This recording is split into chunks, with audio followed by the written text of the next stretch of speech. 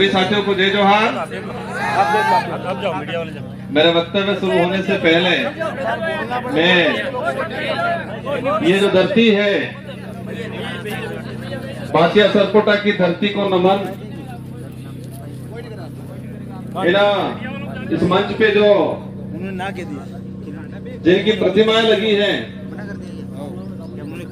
इन सारे महापुरुषों को मेरी ओर से नमन करना चाहूंगा। जिस महान व्यक्ति ने हमारे भारत देश का एक महान संविधान बनाया है, विश्व का सबसे बड़ा जो लिखित संविधान बनाया है, बाबा भीमराव अंबेडकर जी को नमन। उस संविधान में आदिवासी समाज का प्रतिनिधित्व करने वाले जयपाल सिंह मुंडा जी को नमन। और इस आदिवासी इलाके के अंदर जब राजा रजवाड़ा अंग्रेजों का जो शासन चलता था, उस दौरान एक भुखमरी चलती थी। तो रॉबिनहुड पांडे के नाम से जो अमीरों को लूट के गरीबों को जो भुखमरी से जो मर रहे थे लोग उनको खिलाने का काम करते थे। और रॉबिनहुड पांडे टाटा मामा को नमन करना चाहूंगा। इस पूरे इलाके में अगर भक्ति के क्षेत्र में बात करें और भक्ति के माध्यम से, शांति के माध्यम से आदिवासी समाज के अंदर जन जागृति लाके अंग्रेजों और राजा रजवाड़ों की गुलामी से बाहर लाने का काम किया। गोविंद गुरु महाराज को भी नमन करना चाहूंगा। इन्हीं क्रम में हमारे जितने जो योद्धा हैं और हम मां बालेश्वर जी को नहीं भूल सकते, जिन्होंने इस बांसवाड़ा पूरे जिले के अंदर आदिवासी समाज है, अन्य समाज और सारे समाजों को एकजुट करके यहाँ के हक अधिकार को लेके इस क्षेत्र में काम किया। उनको भी नमन करना चाहूंगा। और मैं कोशिश करूंगा कि जितना जो महापुरुषों के मैंने जो नाम लिए और महापुरुषों के जो विचार थे, उन विचारों को जन तक पहुंचाने के लिए उन्होंने जो संघर्ष किया, उन्हीं विचारों को आगे बढ़ाने का काम मैं और मेरी भारतीय आदिवासी पार्टी करेगी और आने वाले समय में अनवरत करती रहेगी। इन विचारों को आगे बढ़ाएंगे। साथियों, पूर्व वक्ताओं ने हर प्रकार की बात बताई, हमारे क्षेत्र की बात बताई, आदिवासी समुदाय के हक अधिकार को लेकर बात बताई। और ये हमारा जो देश एक लोकतांत्रिक देश है और उस लोकतांत्रिक देश में विचारों के आधार पे जनता इन पार्टियों को मत देती है, उन नेताओं को मत देती है और विधानसभा लोकसभा में भेजती है।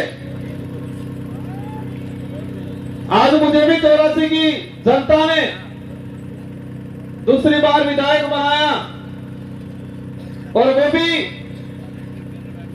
राजस्थान की 200 विधानसभा के अंदर। उस दौरान 199 विधानसभा में एक साथ चुनाव हुआ था और उसमें परसेंटेज के मामले में सबसे अधिक मतदान 84 की जनता ने मुझे बहुमत देकर जिताया था। उससे पहले 2018 में मुझे जिताया 84 की जनता ने। और आज मेरा सौभाग्य है, डूंगरपुर बांसवाड़े की जो जनता है, उस जनता की भावना थी कि ये व्यक्ति हमारे इस क्षेत्र का आदिवासी समुदाय के हक अधिकार की बात को लेके, एससी समुदाय के हक अधिकार की बात को लेके, माइनॉरिटी समुदाय के हक अधिकार की बात को लेके और साथ ही इस क्षेत्र के अंदर अन्य समुदाय जो मानवता में विश्वास करता है, रोशनी इधर से बनाना, उधर से बनाना, उधर जाके इन सारों लोगों की जो भावना है, उनकी बात है लोकसभा में ये व्यक्ति पहुंचाएगा। ये आपने विचार किया और आपके विचारों से हमारे पार्टी की जो सिलेक्शन प्रणाली है, इस 12 दिवसीय पार्टी में हाईकमान नहीं होता है और इस पार्टी में हाईकमान आम जनता, आम कार्यकर्ता होती है। और आपकी भावना के अनुरूप मुझे इस लोकसभा क्षेत्र का सांसद प्रत्याशी बनाया और मैं उम्मीद करूंगा कि जिस भावना से आपने मेरा सिलेक्शन किया है, उसी भावना से मेरा इलेक्शन भी करोगे, ये मुझे उम्मीद है आप सबसे। मैं आप सबको भरोसा भी दिलाना चाहूंगा, इस देश को आजाद कराने में इस क्षेत्र के अंदर आजादी से पहले जो शोषणकारी नीति वाले लोग थे, उनके खिलाफ ये जो जितने जो महापुरुष हैं, उन महापुरुषों ने अपने विचारों के माध्यम से इस क्षेत्र में जन जागरण किया, लोगों को जागरूक किया और अपने हक अधिकार के प्रति लड़ने के लिए प्रेरित किया। और मैं वही विचार, ये जो महापुरुष हैं, उन महापुरुषों के जो उद्देश्य थे, इन उद्देश्यों को उन्हीं के विचारों के माध्यम से मैं पूरे करने की कोशिश करूंगा। साथ ही आज का जो कार्यक्रम है, अनुसूचित क्षेत्र में आरक्षण व्यवस्था, आरक्षण को लेकर महासम्मेलन,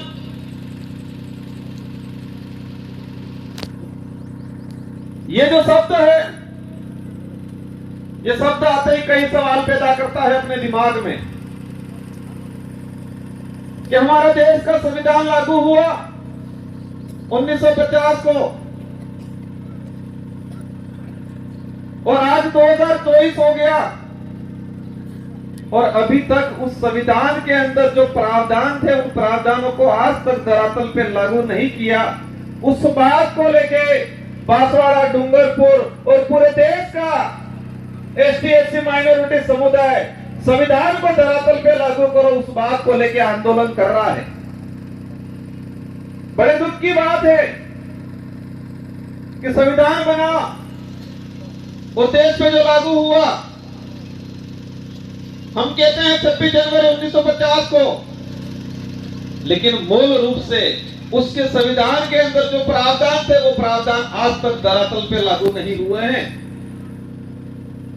और देश के अंदर हमारे राष्ट्रीय पार्टी के लोग कहते हैं देश विकासशील से विकसित हो रहा है, कहते हैं विश्व के अंदर हमारे भारत देश एक विकसित राष्ट्र की श्रेणी में आने लग गया है। लेकिन देश के अंदर देखा जाए, आज से 5 साल पहले जिस 5वीं स्कूल के अंदर 70 बच्चे पढ़ रहे थे और आज उसी 5वीं स्कूल के अंदर 35 बच्चे पढ़ रहे हैं। आज से 5-10 साल पहले हमारे देश के प्रत्येक नागरिक पे जो कर्जा था, और आज देखें वो कर्जा 4 गुना तेजी से बढ़ रहा है। आज जो कुपोषण का जो स्थिति है, आज से 5 साल पहले जाएंगे तो इतना कुपोषण नहीं मिलेगा जितना आज कुपोषण है। जो देश में मीडिया के माध्यम से, मैं सारे मीडिया पे सवाल नहीं करना चाहता, लेकिन कुछ मीडिया वाले ऐसे लोग हैं जो देश की सच्चाई को छुपा रहे हैं और पार्टियों के इशारों पे, सरकारों के इशारों पे इस देश के लोगों तक गुमराह करने वाली बातें फैलाई जा रही है। इस देश के लोगों को अंधकार में रखा जा रहा है और हम देश में वर्तमान देख सकते हैं। मेरा वक्तव्य, हमारे पूर्व वक्ताओं ने कहा हमारे समाज के कुछ पढ़े लिखे अधिकारी कर्मचारी कहते हैं, हमारे समाज के जो नेता कांग्रेस बीजेपी में दिग्गज बने हुए हैं वो कहते हैं आरक्षण पूरा मिल रहा है। कोई कहता है आरक्षण की जरूरत नहीं है, कोई कहता है कि आरक्षण मिलना था मिल गया और फालतू गुमराह कर रहे हैं। हमारे क्षेत्र की जनता विचार करती है, हम कहते हैं आरक्षण मिलना चाहिए, वो कहते हैं आरक्षण मिल गया, कोई कहता है आरक्षण पूरा मिल रहा है। और हमारे क्षेत्र की जनता कंफ्यूज रहती है कि हकीकत क्या है। हमारा पढ़ा लिखा बेरोजगार युवा वो भी कंफ्यूज रहता है कि आरक्षण क्या है। और दुख की बात यह है कि हमारे पाठ्यक्रम में बेमतलब की चीजें डाली जा रही है। अगर देश के अंदर आरक्षण को लेकर जो चल रहा है, कुछ लोग कहते हैं भ्रमित किया जा रहा है। देश के आरक्षित वर्ग को, युवाओं को अगर क्लियर करना चाहिए था तो संविधान के अंदर जो आरक्षण व्यवस्था रखी गई है उसको हमारे पाठ्यक्रम में लागू कर दिया होता तो आज हर युवा को पता होता कि मेरा रिजर्वेशन संविधान के अंदर इतना है, शेड्यूल एरिया में इतना है, नॉन शेड्यूल एरिया में इतना है। लेकिन होता क्या है, वो आरक्षित वर्ग का युवा आरक्षण को जान जाएगा, समझ जाएगा, संविधान में प्रावधान क्या है ये समझ जाएगा, तो वो सवाल खड़ा करेगा उन राष्ट्रीय पार्टियों से, उन नेताओं से जो आते हैं कहते हैं कि राम के नाम से वोट देना। कहते कि नहीं कहते हैं? इन लोगों ने कभी ये नहीं कहा कि बेरोजगारी खत्म करेंगे, बेरोजगारी खत्म करने के नाम से वोट देना, ये बोला उन्होंने। इस क्षेत्र में शिक्षा में गिरावट हो रही है, शिक्षा के क्षेत्र में हम काम करेंगे, इसके नाम से वोट देना, ये नहीं बोला। और इस देश का दुर्भाग्य है कि इस देश में ऐसे नेता पैदा हुए हैं जो खुद के समाज का तो भला नहीं किया, लेकिन जिस पार्टी का खाया, जिस पार्टी में पद प्राप्त किए, उच्च ओहदे पे गए, उस पार्टी के भी नहीं हुए। जिस पार्टी के अंदर गए हैं उनको कहना चाह रहा हूं कि जो व्यक्ति उनके समाज का नहीं हुआ, जो व्यक्ति उसकी पार्टी का नहीं हुआ, वो तुम्हारा कतई नहीं हो सकता है। और इस क्षेत्र में देखा है मैंने, हमारे चंद्र वर्ग के भाइयों को जाके ये भड़काते हैं, कहते हैं कि तुम चिंता मत करना, मैं तुम्हारे साथ हूं, ये बोलते हैं। तो हमारे उन भाइयों को भी कहना चाहूंगा, जो खुद के समाज का नहीं हो सकता है वो आपका कभी नहीं हो सकता है। ये विचारधारा सच्चाई को लेकर लड़ रहे हैं। ये विचारधारा हम कहते हैं, हम आदिवासी समाज में पैदा हुए हैं, मेरा पहला फर्ज बनता है कि मैं मेरे परिवार के लिए, मेरे समाज के लिए बात रखूं। साथ ही क्षेत्र के अंदर हमारे एसटी समुदाय के भाई हैं, माइनॉरिटी समुदाय के भाई हैं, इसके अलावा किसी भी वर्ग का गरीब भाई है, उसकी कोई भी बात होगी, कोई भी समस्या होगी, उसका निराकरण करेंगे हम लोग। और ये देख सकते हो हमारे 84 क्षेत्र के अंदर हर व्यक्ति ने हमको मत दिया, और मुझे मेरी विधानसभा में प्रचार करने की जरूरत भी पड़ी थी। हमारे कार्यकर्ताओं ने मोर्चा संभाल लिया था और हाईएस्ट राजस्थान में टॉप 2 में लाके रख दिया मुझे। आरक्षण व्यवस्था को लेकर कुछ आंकड़ा मैंने क्लियर किया है, अलग अलग डिपार्टमेंट की भर्तियों का, लेकिन इस मंच के सामने ही हमारे खाकी वर्दी वाले भाई दिख रहे हैं, इसलिए मैं उनके डिपार्टमेंट का कुछ आंकड़ा बता दूंगा।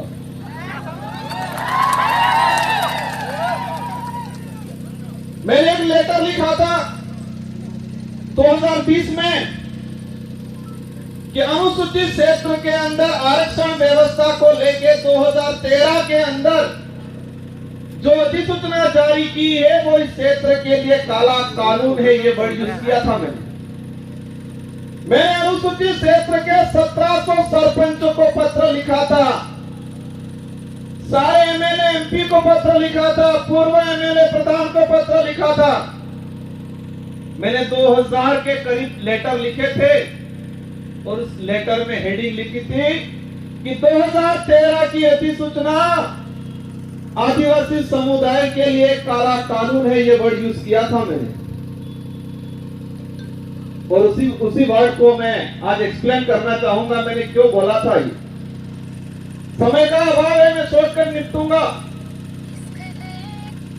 हमारे साथ जो अन्याय हुआ है, हमारे साथ जो धोखा हुआ है, हमारे युवाओं की भावनाओं के साथ खिलवाड़ हुआ है, वो सभी गांठ बांध के रखना है, वो गुस्सा अंदर समाहित करके रखना है।